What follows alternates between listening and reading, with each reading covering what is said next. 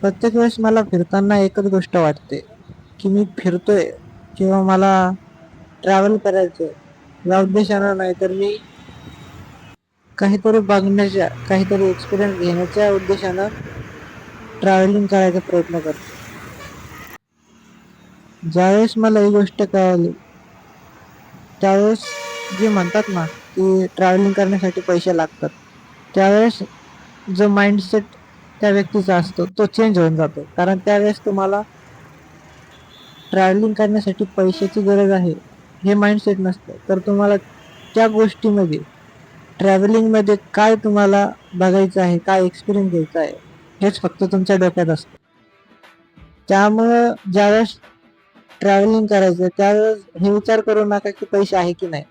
तुम्ही जिथे जाताय तिथे तुम्हाला काहीतरी बघण्यासारखं किंवा एक्सपिरियन्स घेण्यासारखं, तुम्हाला आनंदी करण्यासारख्या कोणत्या गोष्टी आहेत ते जर लक्ष दिलं तर कोणत्याही ठिकाणी ट्रॅव्हल करता येतं.